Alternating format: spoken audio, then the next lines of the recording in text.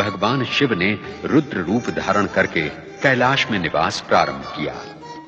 माता शक्ति ने दक्ष पुत्री सती के रूप में अवतार धारण किया तथा शिवसंगिनी बनकर कैलाश में पदार्पण किया।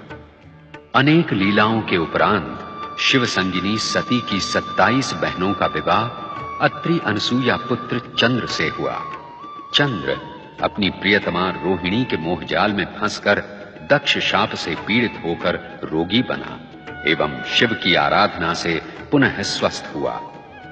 इसी प्रसंग में भगवान शिव के प्रथम ज्योतिर्लिंग सोमनाथ ज्योतिर्लिंग की स्थापना हुई। तत्पश्चात शिव के अपमान से दुखी सती ने दक्ष यज्ञ में आत्मदाह करके सतीत्व का अनुपम उदाहरण प्रस्तुत किया। शिव वैरागी बनकर तपस्या में लीन हुए। ब्राह्मण वेदव्रत तथा बालक श्रीकर की भक्ति से प्रेरित भगवान शिव ने दूषण राक्षस का संहार करके महाकालेश्वर ज्योतिर्लिंग की स्थापना की। नर नारायण ने अनुपम शिव भक्ति का उदाहरण प्रस्तुत करते हुए भगवान शिव की आराधना की और फलस्वरूप हिमालय पर केदारनाथ ज्योतिर्लिंग की स्थापना हुई। राजा मांधाता ने विंध्याचल पर शिव की आराधना की। भगवान शिव प्रसन्न हुए तथा ओंकारेश्वर ज्योतिर्लिंग प्रतिष्ठित हुआ। तत्पश्चात माता शक्ति ने हिमालय पुत्री पार्वती के रूप में जन्म लेकर शिवाराधना की, कठोर तपस्या की तथा भगवान शिव ने अनेक परीक्षाओं के पश्चात देवी पार्वती का वरण किया। इसी बीच असुर कुल में महाशक्तिशाली तारकासुर उत्पन्न हुआ, जिसे ब्रह्मा द्वारा शिवपुत्र के हाथों मरण का वरदान प्राप्त था। अनेक प्रार्थनाओं एवं प्रतीक्षाओं के पश्चात शिवपुत्र कार्तिकेय विचित्र परिस्थितियों एवं परिवेश में उत्पन्न हुए। 6 कृत्तिकाओं तथा देवी गंगा द्वारा उनका लालन पालन हुआ। समय आने पर शिवपुत्र कार्तिकेय के हाथों दुष्ट तारकासुर का संहार हुआ।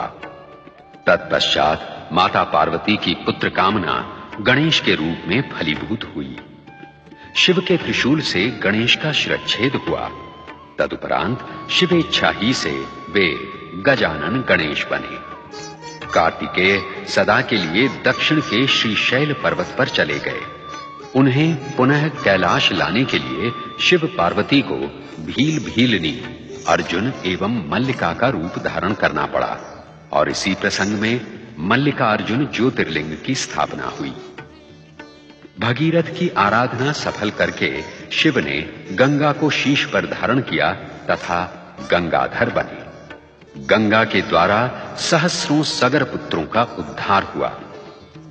ऋषि गौतम तथा देवी अहिल्या की आराधना से प्रसन्न होकर भगवान शिव ने त्र्यंबकेश्वर ज्योतिर्लिंग की स्थापना की। गंगा दक्षिण की गंगा गोदावरी बनी। अपने प्रिय भक्त सुप्रिय का उद्धार करने हेतु दारुक राक्षस का वध करके भगवान शिव ने नागेश्वर ज्योतिर्लिंग की स्थापना की। अभिमानी रावण का गर्व हरण करके शिव ने देवताओं की प्रार्थना पर आरोग्य प्रदायक वैद्यनाथ ज्योतिर्लिंग की स्थापना की। शिव ने विष्णु अवतार श्री राम को लंका विजय का आशीर्वाद प्रदान करने हेतु दक्षिणी समुद्र तट पर रामेश्वर ज्योतिर्लिंग प्रतिष्ठित किया। कुंभकर्ण कर्कटी पुत्र भीमासुर से अपने भक्त सुदक्षिण की रक्षा करके शिव ने अपनी क्रोधाग्नि से उसे भस्मीभूत किया और इस प्रकार भीमाशंकर ज्योतिर्लिंग की स्थापना हुई। और फिर अपनी आराधिका घुष्मा के दुख का अंत करके शिव ने उसके मृत पुत्र को पुनर्जीवित किया और घुष्मा की प्रार्थना पर घुष्मेश्वर ज्योतिर्लिंग प्रतिष्ठित हुआ। शिव महापुराण की महानता एवं महिमा का संपूर्ण वर्णन एवं प्रदर्शन असंभव है। हमने तो अपनी शिव भक्ति को ही इस धारावाहिक के माध्यम से शिव चरणों में समर्पित किया है। शिव महापुराण के इस अंतिम दृश्य में भगवान विष्णु के अंशावतार बाल ऋषि सनत कुमार शिव महापुराण का दार्शनिक महात्म्य उन 6 अध्येता ऋषियों के सम्मुख प्रस्तुत कर रहे हैं जो शिव दर्शन